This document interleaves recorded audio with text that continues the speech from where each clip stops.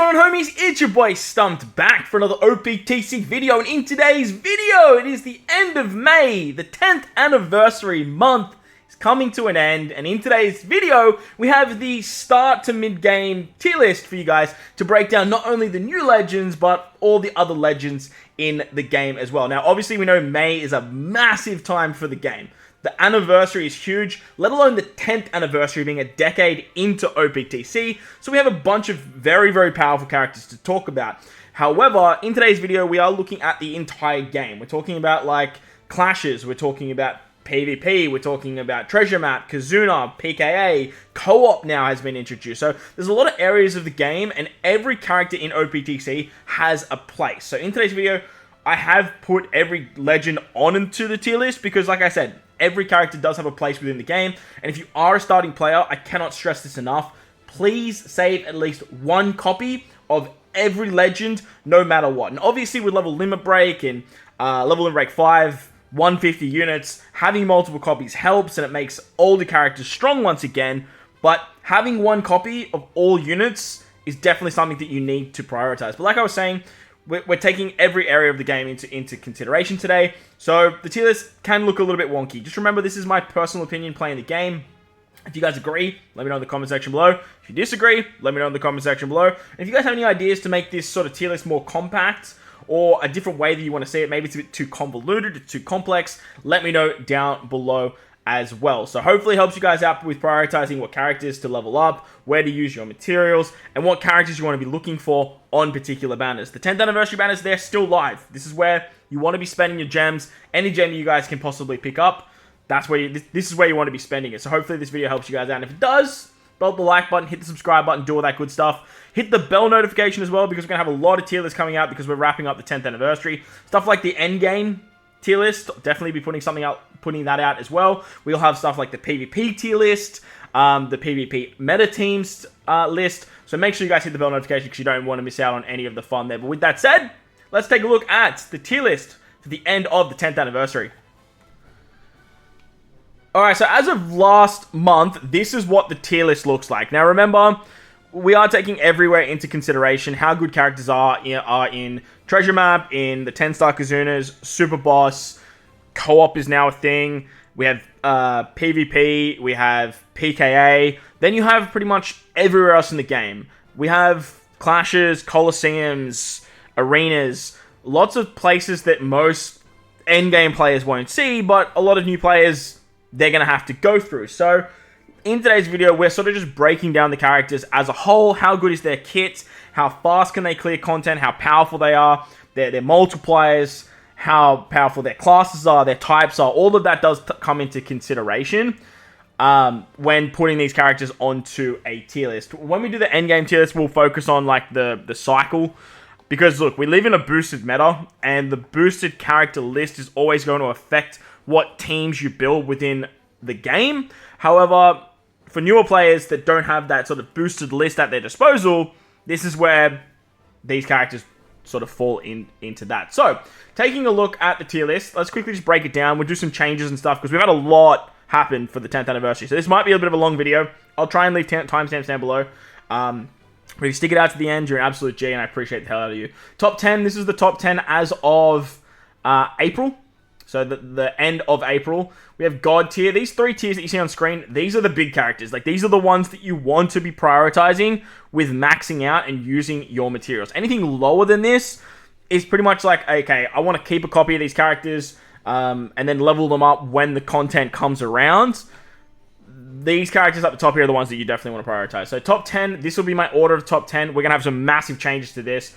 God tier, these guys are like arguably like a possible option for a top 10, or even your top 20s, your top 30s, your top 50s of characters. Meta characters, these are all very powerful units because either their class is very strong, their typing is very strong, they're like a must bring when you're doing particular content, or particular things like damage output or speed or something like that. So that's what the meta tier is. As we go down, we sort of just make our way down into the more stereotypical types of tiers.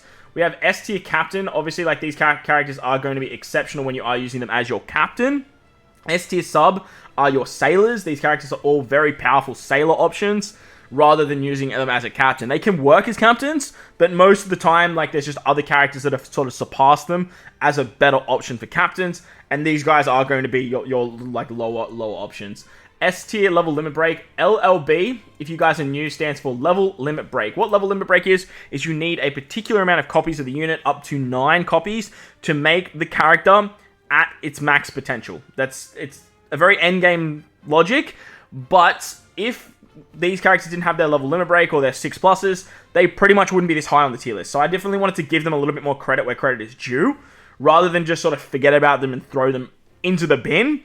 But like I said, make sure you guys keep one of every single copy. The PvP focus tier, obviously, like, these characters are the ones you want to level up if you are using them in your PvP teams. Stereotypically nowadays, all the characters you see in this tier are only going to be used in PvP. Like, you have some exceptions, obviously, like you have Odin, you have Law, you could probably still run Kid nowadays. Moria's not terrible, Jack is an EXP captain. Like, they still can see play, but most of the time you use them in PvP. As we make our way down even more, like, we have the A tier captain, the A tier sub. As I mentioned, as we go down, we kind of just, like, the characters just kind of start to get weaker. I did make a support tier. I do think support is very, very important nowadays. Honestly, just maxing out these characters' supports, rather than actually maxing the character out, is probably a little bit more essential than what, like, these characters actually are. Did I not do... Surely I did. Yeah, okay, so we did this Luffy. We don't need him. Like, this Luffy can go in the bin. Yeah, cool. But yeah, support tier, like, it's very, very, very, very essential nowadays, having good supports, and these legends 9 times out of 10 are going to be used for support options. With Grand Voyage being such a big prominent part of the game as well, I might make just like another tier with just Grand Voyage characters. But like I said, I've done a bunch of Grand Voyage tier lists and sort of broken them down individually. So I feel like we don't really need to do that on today's tier list. Then we go down to B tier captain. These characters are just very forgettable. And then need some love. Like, these characters are very, very due for like a 6+ or level limit break or something like that. But as you guys can see down the bottom here, these are the characters we have to talk about today, and there is a lot to talk about. There's a lot of characters that we need to get through. There's a lot of very powerful characters we need to get through, because this is the 10th anniversary, baby! But before we do that, we're going to go all the way back to the top. Apologies about the screen scroll. We're going to go all the way back to the top, and we're going to make some changes to the tier list, because I think there's some stuff that needs to change, man. Like, we need to reevaluate what's going on in this particular list. So, as for the top tiers here, top 10, there's some things that got to change. We're going to bring Kaido down. Kaido's a god tier character, especially for newer players. Like, honestly, yeah, we'll leave him up there just because for newer players, he's so good. But Roger and Odin, I definitely want to bring down. Zoro, I want to bring down. Sanji, I want to bring down. And Nami, I want to bring down. The downside to these 3 characters here are they're Straw Hats. Straw Hats has always been an argument for a problem in a unit, especially Luffy characters. But nowadays, there's just better options for these units. 9.9 times out of 10, I am running Zoro Sanji. So these 2 characters basically just become irrelevant on most teams. And it's unfortunate. It's very, very unfortunate. That doesn't take away the fact that these characters are god tier units.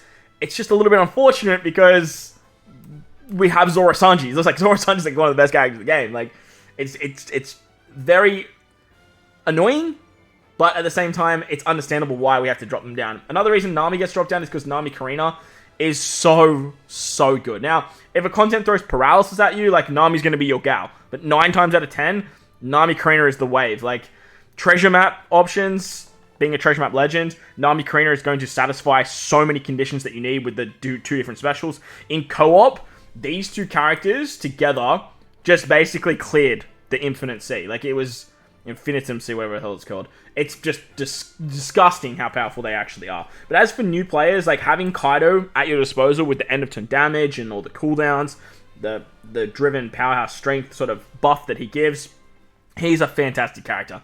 And kind of like a must-have for newer players. And even mid-game players to sort of just blitz their way through some of the early game content. Roger and Odin are still very, very good. But Slashers definitely just got a bunch more buffs that don't include Roger and Odin themselves.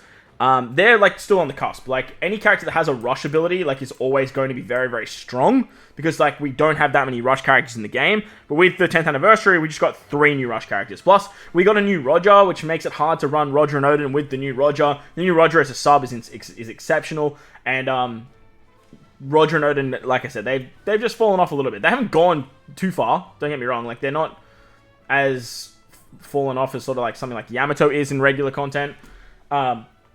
But nowadays, like, yeah, they're a bit finicky to team build for because you need particular units and whatnot too if you are more of a mid-game player. As for this God tier, there are some characters I want to bring down. I'm going to bring Law. I'm going to bring Law down to meta. He's pretty much in this God tier area because he's a slasher, and slashers are really, really good. But with Zoro Sanji, you can make everyone slasher, so like there's like that kind of argument. Blackbeard is still... Look, Blackbeard's really, really good. But I think with the echelons of characters we're going to talk about he definitely needs to move a little bit. I don't know if he even needs to move him out of God tier, though. Roger and Whitebeard, I'm definitely going to drop Roger and Whitebeard to meta. You can still make Roger Whitebeard work on any team. And that's what's crazy about them. You can throw them onto just any team at all, and you're going to have a good time. They're going to give you a 1.5 times attack boost and AWP boost with their swap. But again, if you have Zoro Sanji, like that's just where Zoro Sanji sort of just outshines the unit. As for these two characters here, Dofi Sugar, I think, definitely shone a lot more than Mori Perona. Mori Perona I'm going to bring down to S tier sub. I don't really see myself ever using Mori Perona as a captain. I did pull them on my tickets. I haven't had enough time to do them as a showcase.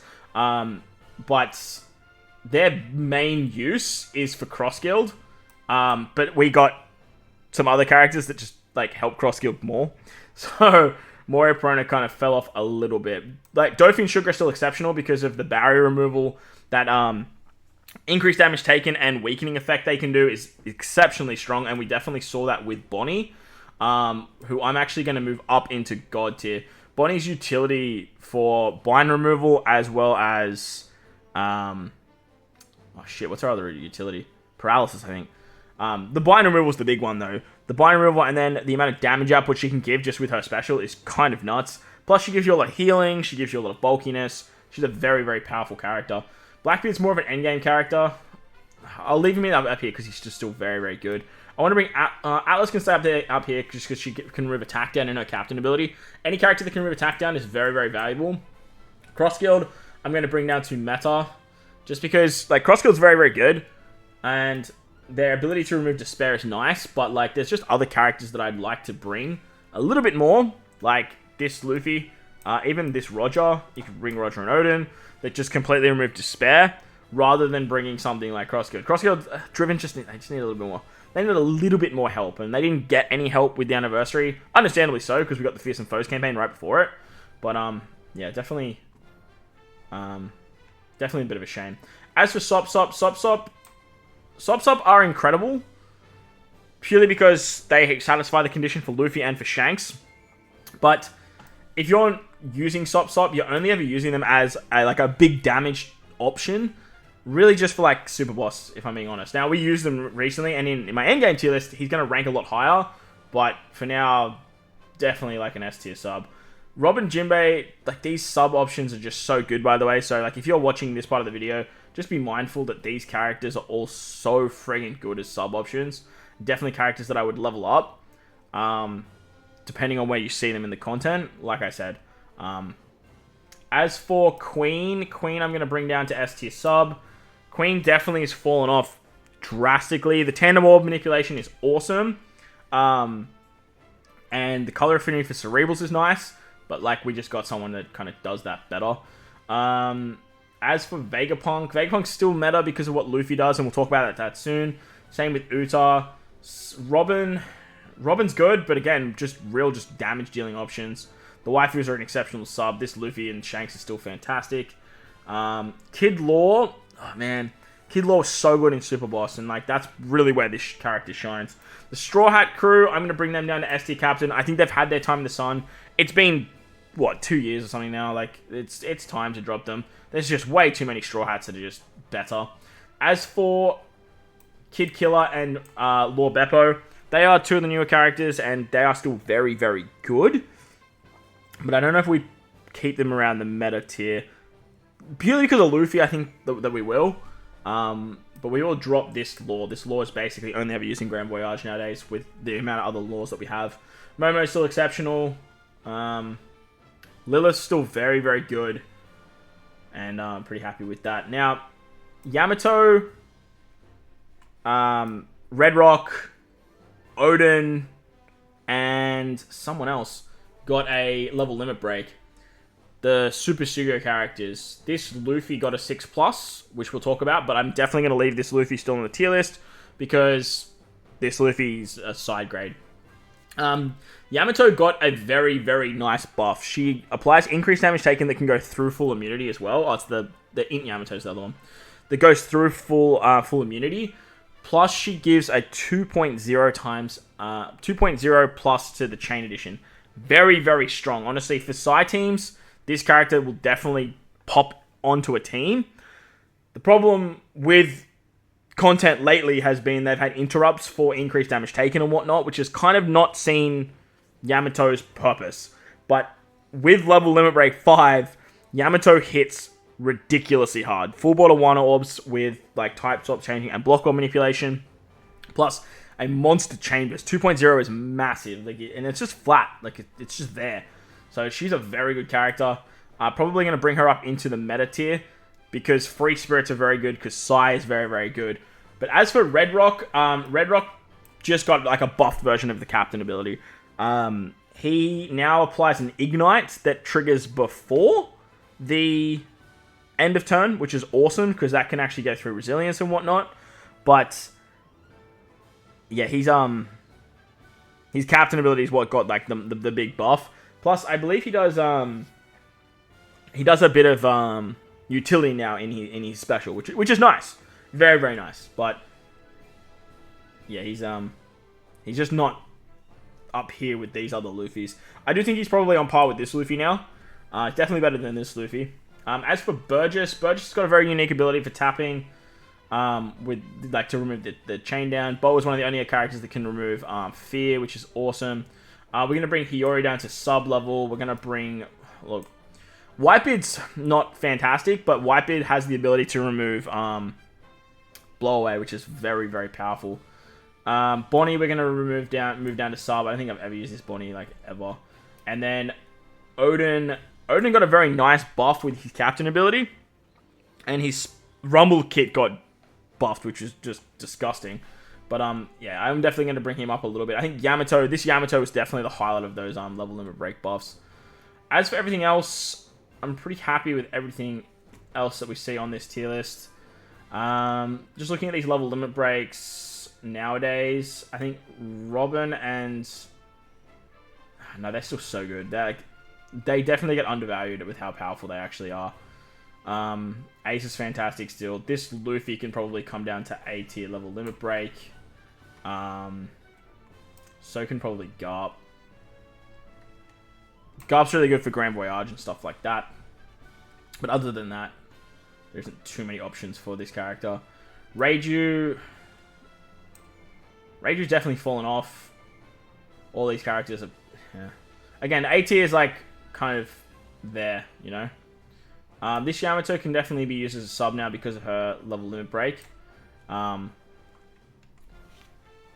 Very similar to what the Sai Yamato is doing, but for Driven and Strikers, I guess. Well, I mean, they're both Strikers, but the Driven's what pretty much gets them more. Driven just still need a lot of help, man. They need a lot of help. But that's probably the big movers and shakers of the tier list. Everything else is pretty much still pretty solid. In terms of damage output or utility-wise, all these characters are very, very strong. But again, these top tiers are the ones you kind of want to focus on. And then the S tier down below, if you're grinding the game, obviously level them up. But at the same time, don't go just spending resources on them just because you have them. If you are like quite low on resources, you just don't want to have like the copies ready to go and to level up when you see them in teams and stuff like that. But moving down now, apologies for the screen scroll again. I am still trying to find a way to get around that. We have the characters to talk about today. And there is a lot, as I mentioned. We have 3 Super Sugos to talk about, which is massive. We have a Anniversary exclusive, a Super Sugo 6+, a Kizuna Legend, a regular 6+ for the Kizuna, 2 regular batch characters as well. It's just, there's a lot to talk about today. So, we're going to start it off at the back. We're going to actually flip this around. We're not going to start here because these are the highlights. We're going to start with the newer characters, Zoro and Sanji. Being an end-of-month batch, obviously do not summon for these characters. Let them come to you. It just makes the most sense. Both of these units, the way they're doing is like the memories of the Strawhats, and I really like the concept. I really do. Both of them are meant to be used alongside the 6+ Luffy, which is great. Giving more Strawhats, yuck, but giving support to a 6+ of an old character is something that I really, really like. Like I genuinely like the concept, and both these characters are good in their own right, but they're not exceptional in their own right. They obviously are going to fit into the meta because of the boosted list, but at the same time, like these characters aren't exactly characters you want to summon for because they are regular batch characters. If you guys are a new player watching this video, you want to make sure you're summoning on the Super Sugo banners, the 10th anniversary ones, for example, not these end-of-month characters. But that doesn't mean that these end-of-month characters are bad units. They still need to be good units within the game. However, they're not characters that you need to chase. Just because they're up here in the meta tier doesn't mean that you want to chase them. These are the characters, the exclusive characters. These are the ones that you want to chase. There's only two characters that aren't exclusive in this top god to 10 top 10. Otherwise, they're found on a Super Sugo banner, they're found on an exclusive banner, and they're found elsewhere within the game. Out of the two new characters, Zoro and Sanji, I think Sanji's probably a little bit better as a regular kit. Sanji does stuff with chain boosting. If you have him as a captain, he can extend the chain boost, just like the 6-star Super Tandem Luffy does with attack boosting. Sanji's going to do the same thing with chain boosting. Zoro does the same thing with base stat boosting. But the upside to this particular Sanji is he gives a 2.75 conditional boost against defense down. The new 6+ Luffy, which we'll talk about after this, he has a Super Tandem that sets defense to 0 that goes through full immunity. And that's what makes this Sanji a little bit better in my eyes, because he's going to be the conditional booster for your team, and he does a massive conditional boost. A 2.75 is absolutely monstrous, on top of then giving your chain buffs and extending that as well. It's very, very nice. Zoro has an insane support ability, and definitely will see play in Rumble, I believe, but as an actual character on teams, he does a lot of stuff with crit bonus and whatnot, and like, if you're running that Super Tandem Luffy, like, these characters are going to be a go for. However, just like I said up the top here, and why I dropped these two characters down, Zoro and Sanji is always going to be overshadowed by Zoro Sanji, the dual Super Sugo unit. And having Zoro Sanji just means that these characters, they can't be on the same echelons as either Rush Sanji and Super Tandem Zoro, or then your combination of the two. But that doesn't make, like I said, that just doesn't mean they're bad units at all. And I definitely want to try and highlight that. And like I said at the start, all units have a place in the game.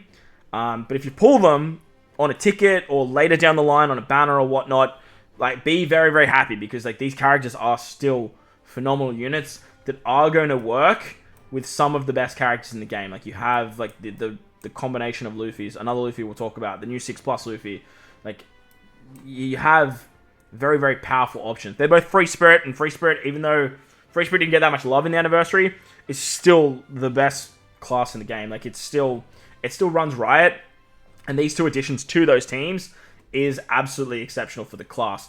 As for the 6+ that came out, like, and this support, this Luffy is actually really, really good. The downside to this Luffy is that they changed his Rumble kit. They changed his Rumble kit from Dex to Fighter, and Fighters need the help. Don't get me wrong, Fighters definitely need help, but we have so many Luffys available for Fighters that this Luffy was not the answer. Like, I don't care what fighter team you're running, you're bringing this Luffy. This one right here is like the best Rumble unit in the game. Like, you're going to be bringing this particular Luffy right here. But this guy buffing Fighters in Rumble isn't exactly a problem, because like we're not using him anyway. What his big buff was that he got is in regular play. He becomes a Super EX character now. Rather than a Super type just for Dex, he becomes a Super EX. And his Super EX is very, very strong, giving 2 turns of cooldown. His special ability is now an attack boost rather than an orb boost, which isn't terrible, but it does work a little bit nicer in his kit because he was always extending the attack boost.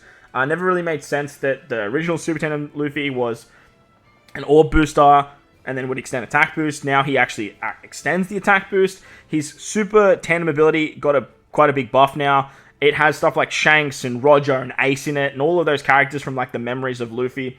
They're now available in his Super Tandem, and he sets defense to 0, which is exceptionally strong because then you can apply a condition, which then you can use a conditional boost for. The downside for my personal liking is that it is a defense down conditional, purely because like Robin would just like be the smartest or best pick for like the double conditional buff that Luffy can, or that we can provide on big damage teams. And now that you're kind of clashing the two, that does seem to be a little bit of a problem in my eyes. He obviously was the highest booster for Treasure Map, and over there he was very, very good. Hero's Despair by 20 turns, getting a full board of Tandem Orbs is exceptional for Super Tandem characters. Lately, with like all these rush units and all these orb manipulators, getting Tandem Orbs can actually be a really big problem for teams. But again, the huge downside to the character is that his name is Luffy. Any character that's named Luffy needs to be on either like an exceptional level or doing something for a team that doesn't already have Luffys on it. And Dex, Free Spirit, already have so many Luffys at their disposal. Like, you have, obviously, the big one being Gear 5 for Free Spirit.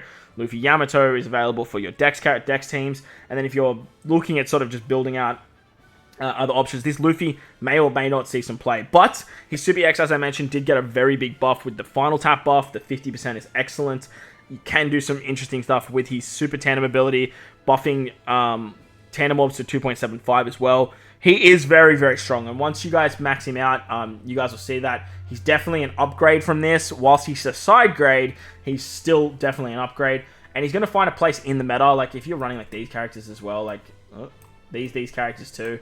You have Robin Koala, who's an exceptional orb booster for the team, and then you got the base stat boosts, the chain boosts, the critical buff, and then the conditional that Sanji provides. The team's going to work nicely. It's just, I don't know, man. Like, they needed a little bit more for this particular Luffy. But again, doesn't change the fact that they're bad characters, they're fun characters, and they're going to see play. Like, they're definitely going to see play.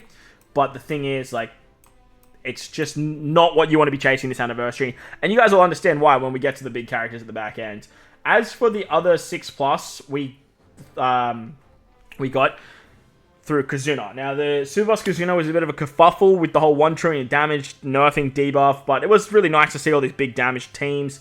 It was really nice to see like how many Super Bosses people were clearing. It was really, really cool.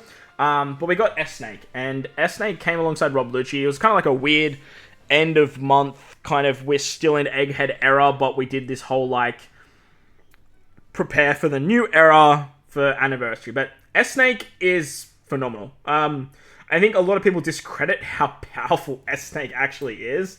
I think the downside to S-Snake is that she's a cerebral powerhouse unit Dex, which is definitely not like the strongest of classes or the strongest of colors.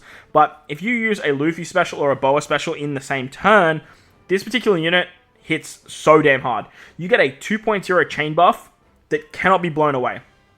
Phenomenal ability. Plus, you apply a increased damage taken that goes through full immunity at 1.75 and a weakening effect. Obviously, the combination of weakening effects, like what Bonnie can do, what Dofi and Sugar can do, gives you so much damage output. But not only that, she has the ability to remove burn and something else in her captain ability. I can't remember exactly what it is off the top of my head. But the utility of burn in a captain we haven't seen since Frankie Tanky. And with the ability of the new super burn, this is actually a really, really powerful ability. Her super type, I believe she has a super type, gives you the gives you the buff that Yamato can give, which is a damage reduction buff, as well as applying damage reduction herself with her special that doesn't get removed until you actually take damage too, which is really, really nice. Having that ability to sort of just hang around, and then if you run 2 of them, or if you're running another character that can give you the damage reduction buff, maybe using Yamato on the team too, that can do it for 3 turns, I believe. This means that you can use the S-Snake ability to get the damage reduction, and then use the versatility of Yamato to just keep it around for 3 turns.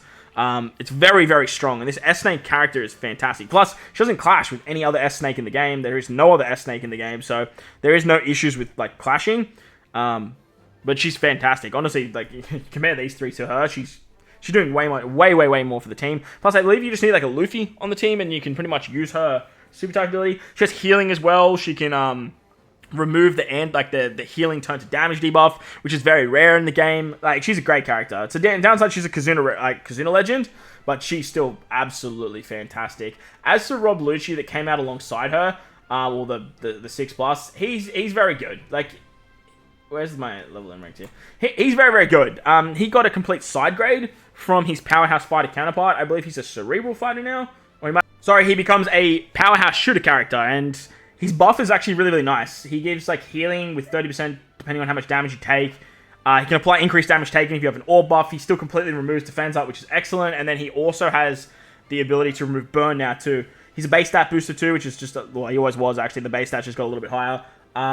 But now he can actually just do a little bit more damage output with his special. Plus, he has a little bit more utility in what he's actually trying to do. If you already have a very good orb booster for the team, you can bring this guy as your increased damage taken. The thing is, he clashes with that new S-Snake legend a little bit. So most of the time, you're probably going to bring her. But as for what they're doing with Lucci, giving him side grades is never a difference. And they always add shooter in with Lucci for some reason. But this guy's art is like the big draw fact for me, to be honest. His artwork is exceptional. I haven't really given him a go in Rumble. I only Super Evolved him this morning. But I'd love to see how he goes in Rumble, maybe on that Dex team with lowering defense. But the most of the time, you're going to use this guy as like just straight damage to completely remove defense up. If there's like 10 turns of defense up, you're going to use Lucci on the team, and you can just sort of bypass that. That's going to be like his main use, I believe. He provides a lot of damage for your teams, but having him at level in rank 1 or level in rank 5, it's really not going to make that much of a difference. But he's still a fantastic character, and the 10th Anniversary 6+ had to be very, very good. It's just the fact that we got like a 6+ version of Luffy kind of overshadows what this guy is trying to do. But again, doesn't mean that he's bad. Doesn't mean he's bad at all. But the big 4 that we got for the anniversary was the anniversary exclusive Roger.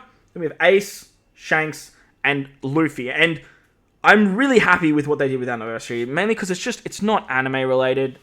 They went with a real interesting idea of the new era, and now moving into like the memories of the Strawhats for the 10th anniversary.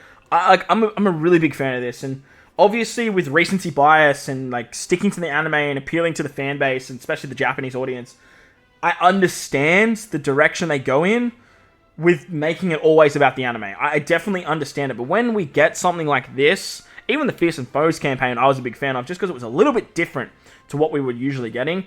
But when they do this for a big anniversary, and they just make busted units that are really popular within the fan base, and they satisfy a bunch of norms, but do it very, very well, it's always a really, really good feeling. And I do want to give them credit for this particular celebration. Not so much the celebration in its entirety of like the content and all that kind of stuff, but the way they designed these characters and the way they did these units. Like, bravo. They took a chance and went away from the anime. They didn't do Vegapunk stuff. They didn't do Egghead stuff. They saved that for your regular batches and whatnot. They did this very, very well. And the first character we're going to talk about is the anniversary exclusive Roger. Roger is the best character to start with as a new player. He's an EXP booster. He's a belly booster. He's going to be used everywhere in PKA. I do not doubt that this character is fantastic. The upside to this unit is his Super Tandem ability that can be used with all 3 of the new Super Sugo characters. And that is what makes this unit so goddamn good. I don't expect people to rainbow this unit. I don't expect people to spend their materials on this unit in terms of Super Tandem tablets and whatnot. But if you got a lot of copies of this Roger, be very, very happy, because this Roger is very, very good. The downside to this Roger is if you're not using him as a captain, he can be very, very wonky unless you're using him under the new 3 Super Sugo characters. But in PKA, he's going to be an absolute dream, giving you EXP 9 times out of 10 if you are a new player. You just want to use Roger as your captain. He's going to be your attack booster, your orb booster, and your color affinity booster, which are your 3 big damage dealing buffs in the game. And then if you satisfy his EX condition, which he can be used as a sailor, which is nuts, he's going to increase the duration to 3 turns. They can't be blown away, and just from turn 4 to turn 5, Roger's going to be your guy for all your damage. And it's just, you're absolutely fine. You don't need 2 of them, but if you want more XP, you can run 2 of them. His Super Tandem is very, very strong, up to a 2.5 times attack boost. Rainbow, 2.5 times attack boost. And then increases the potency of Dex, Psi, and Int Orbs, which is obviously very, very good for the 3 anniversary characters. Not only that, but he gives himself a Tandem Orb, which he gives that lock ability. As I was stating before, with all of these new Orb manipulators, getting a Tandem Orb on Super Tandem characters can be very, very challenging sometimes, but Roger makes it exceptionally easy. He has defense up removal, he has attack down removal, he's got great captain ability in terms of removing special blinds. He's immune to special reverse, he's immune to special blind, he's a fantastic sailor, and honestly, he would be the back end of my top 10. Just with how powerful his Super Tandem is. If you guys, we're talking like max abilities here and whatnot as well. Even not at max abilities. At level 1, you can still activate his Super Tandem. You just lose a lot of damage, which is fine because in a lot of the early content and whatnot, you're not going to either need it, or just having it at level 1 is going to help you beat the content. Like, it's absolutely fine. I don't think he's like the best character in the game. But as for anniversary exclusives, I do think he's probably the best anniversary exclusive we have. K-Dad maybe is an argument for if you guys are utilizing like the attack down removing supports and whatnot, or that attack down utility. But having special bind utility is just so good. Like, so good. Out of the 4 new characters, though, I do think he is the weakest. And I do think he's one of the ones that people want to prioritize the least. Maybe pick up one copy, call it a day. But look, you let these characters fly away, like, you might be regretting it, seeing as you're not going to see him again until I don't even know when the next anniversary exclusives characters will drop. Like, probably like the 10.5 anniversary, but it'll probably be the next time you see this guy. He's also a Super EX for Powerhouse Slashes and Dex characters, which is the first Super EX for 3 different classes and typings as well. So that's a lot for your team. The extending it, yeah, he's very good. He's very, very good. He's a top 10 unit. Moving on to the 3 anniversary characters now, and what I'm going to do is, as you guys saw in my top 10 area, like, these characters are all going to be in the top 10. So what I'm going to do is, just so like we can save ourselves the hassle of the scroll issue that apparently my tier list videos have, I'm just going to put them up here in the top 10 straight away. Now, before I talk about these 3 characters, I want to state that all 3 characters, in my eyes, are on an equal basis, depending on where you need the unit. All 3 of them have brought exceptional buffs to particular parts of the game that needed it most. Ace brought a massive buff to both Dex and shooters. Shanks brings an absolute monstrous buff to the Cerebral class. And then Luffy brings a disgusting amount of buffs to both Int and the classes he boosts, being Powerhouse and Fighter. In saying that, I do think Luffy is probably the most valuable for an endgame player. I think Ace is probably the best of the 3 for a new player. And for a mid-game player, I believe Shanks is probably the best option, or the best out of the 3. And in saying that, I do have them all at equal, 3rd or 2nd, however you want to look at it. Second or 3rd, however you want to look at it. Depending if you classify these 2 characters as the same unit. But after that, I do think that Zoro Sanji still hold their right in the top 3 or the top 2. Zoro Sanji is still just so freaking strong. This Gear 5 for a new player or a mid-game player and even end-game players makes content just so much more bearable and easier to use. But these 3 characters are fantastic options for the classes and colors that I just spoke about. Starting off with Ace. Ace's big buff is that he is a free spirit character. That's what makes Ace so freaking strong in my eyes. The fact that he's free spirit just opens the door to so much for him. Dex had a lot of very good big damage options and have a lot of support within free spirit. Ace is being an orb booster. He can be a conditional boost for burn, which he can apply if you have a orb buff. But Ace's big buff, like I said, is the fact that he's free spirit and he works alongside a lot of other characters. And then Zoro Sanji just making everyone free spirit is very, very nice. These 3 characters as well, too, by the way, before I go on about them each individually, have the ability to turn the other 2 into one of the classes they buff. They all have the new action special, which is the rarest ability in the game because these 3 characters are the only 3 that have it. It's what came with 10th anniversary. They have the biggest multipliers as captains, being up to 6.5 for their respective classes and colors. They have the ability to increase their buff, an opposite buff by 1.5 times, which is multiplicative on top of the 4 times attack boost, orb boost, and color affinity boost that they provide. The damage numbers are insane. They have utility in their captains. They have utilities in their specials. They're just so freaking strong, man. They're so freaking strong. They have EXs. They can remove things. Like, they're just very, very powerful. But Ace, like I said, Ace's big draw fact is the fact that he's a free spirit booster. And then he can give a 50% cooldown to free spirit shooters and dex characters. I believe it's for dex characters too. But the cooldowns, it's a kind of a double-ended sword. It's very, very good if you are not in the boosted meta. If you're not running characters that are boosted that already get their cooldowns, this is exceptional. Or if you have maybe 1 or 2 characters that aren't boosted, Ace is going to give them the cooldowns, and you're basically just going to start with your cooldowns, and you're just going to be like, awesome, this is excellent. Ace also removes damage nullification, which is incredibly rare. Not a lot of characters can remove damage nullification in the game. Besides K-Dad, I'm sort of looking at this sort of top 10 god tier area, and there's really no one else that can do that. But then you obviously have like characters like Luffy that can just bypass defensive effects. Blackbeard can bypass defensive effects too. So you can kind of get around it with those types of abilities. But Ace removing damage nullification is a very niche and unique ability. He can remove paralysis. He gives you dex orbs. He's an orb booster that manipulates block orbs, which is always very, very powerful. And his EX is not that hard to get, because if you have Roger and you have Luffy, you're basically in for a good time. The fact that you only need 2 characters with Ace is very, very strong, just like Shanks. Makes team building for them a lot easier than what Luffy is, but at the same time, Luffy's supports are just a lot more.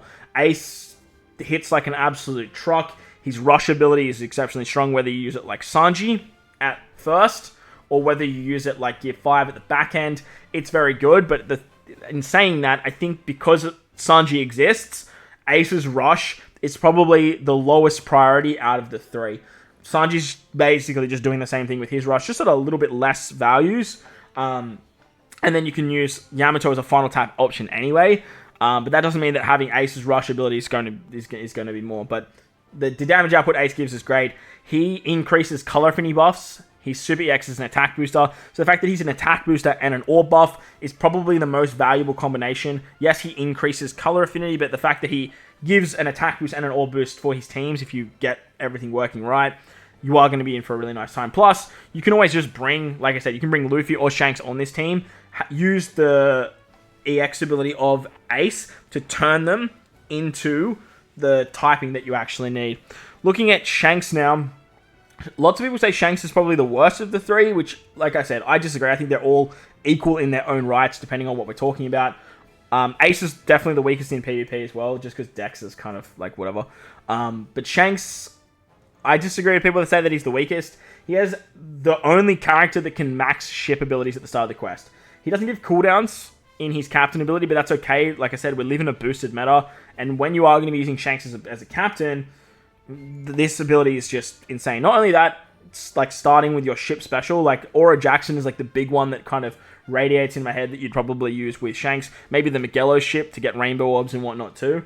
But this ability opens the door to ships now being used in endgame content. 9 times out of 10, unless it was like a Grand Voyage or something like that, you were never getting a ship ability. Like, ever. Never getting a ship ability. Now, Shanks allows you to do that. You could bring the Liberal Heim with a mono side team and get the cooldowns just with Shanks. That's something you guys could do. You can use the utility of Aura Jackson for the bind and the paralysis removal. It's a very interesting part of his captain ability, and it's very, very strong. Not only that, but he's the only character now, besides like your Luffy's and your Blackbeards, that could remove 1 turn of all enemy debuffs.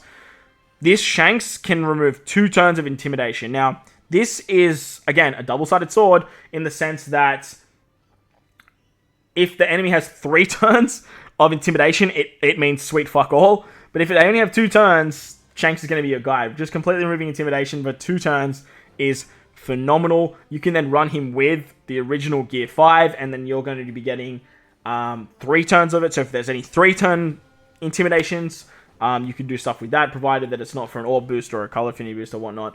Then like Shanks is going to be very, very valuable.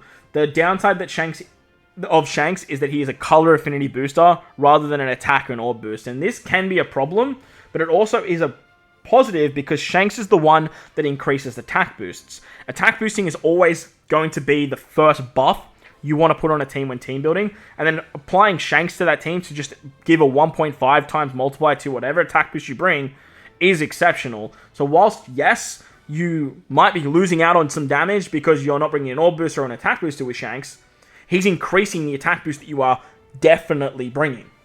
And having this ability at 1.5 times is massive, because if you bring a 3 times attack boost, all of a sudden now you have a 4.5 times attack boost. You bring that 4 times attack boost, that's something that Luffy can provide, now all of a sudden you have a 6 times attack boost, which is disgustingly strong. Which is beyond disgustingly strong. He can remove damage reduction as well, the percent damage reduction debuff the enemy puts up. He has bind removal in his captain ability. Ace has special reverse, which is good, but I think bind removal is just a better ability to have. Obviously, if you get slapped with despair first, damn, that kind of sucks. But the bind removal part is great. The downside to the bind removal that I see with Shanks is that we have Gear 5 that does bind removal and despair removal, so I would have loved to see this be special bind, but I understand they gave that to Roger, so like that is what it is. And they have special reverse in the other Shanks, so I understand why they picked bind. I just wish they went with special bind. Then you have Shanks crew, obviously he does special bind too, so we kind of have like all of the Shanks units that are removing all different debuffs too, which is awesome. He can be a chain boundary unit, which I feel like most of the time he will be used as you would probably bring like Gear 5 as your color affinity booster. But remember, 4 times color affinity is massive. Even if you have one unit hitting with type advantage, the 4 times is just disgustingly strong. Like it's disgustingly strong. Another part of Shanks that does make him a little bit less valuable is that Side doesn't have a lot of final tap units. Like you have Yamato. That's pretty much about it. But Shanks' rush will obviously clash with Gear 5's rush. And you can't use 2 rushes in a turn. So that's why, like, again, a lot of people probably don't value Shanks as high because Gear 5 is sort of running around. But in saying that, like, he's still a disgustingly strong character. Like, he's definitely a top 5 unit alongside these other anniversary characters. In PvP, in my eyes, he's the best out of the 3 in PvP. He went on a team that was already disgustingly strong, and he made it better, which is wild, to say the least. He gives shield. He's basically just a good Kawamatsu. He gives shield. He gives cooldowns. He gives buffs. He does damage. He's just very, very good in Rumble. But as for his rush is stronger than Gear 5's, so just be mindful of that.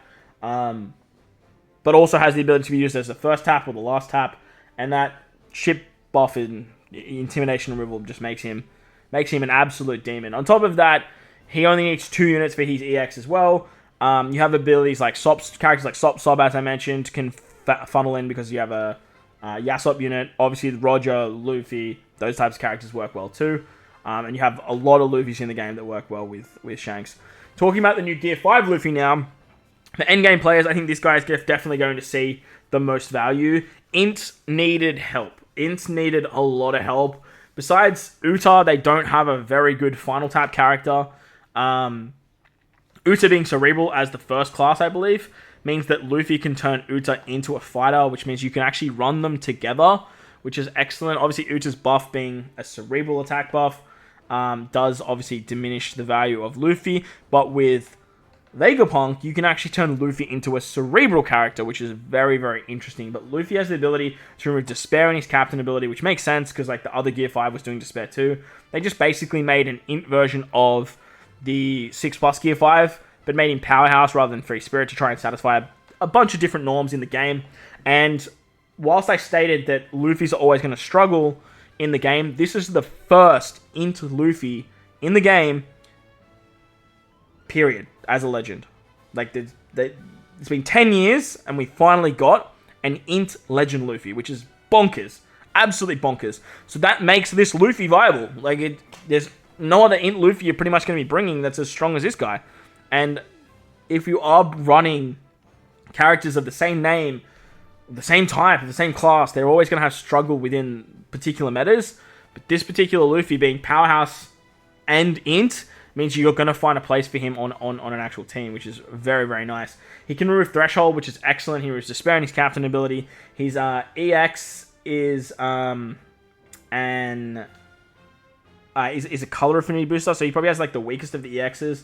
On top of that, his EX ability needs 3 characters being the 3 new characters we have, which is excellent, because I think that's why they made it that way, because he has options of using Shanks, Ace, and Roger, where Ace and Shanks only have the Luffy-Roger comparison counterparts, but Luffy has access to all of the Straw Hats as well as, like, I believe, like, Yamato, Kid, Law, those types of units at the back end of Wano as well. So, Luffy has a lot more options for his EX, but it's a little bit harder to build for, because you do need to obviously bring 3 of them. Saying that, though, he is a monster. 4 times attack boost for his classes and his color. He can increase orb buffs, which is just insanely valuable. Plus, he has base stat boost at 2k for everyone if you already have an attack boost. He delays that goes through full immunity. So you can use supports like Usopp for delay conditionals and whatnot too. He's just a very, very good Luffy. He's just very, very powerful.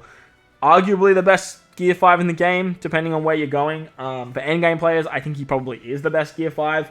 But in saying that, like, for new to mid-game players, which is the tier list is based around, this Gear 5 here is always going to be the priority with the bind, the special bind removal.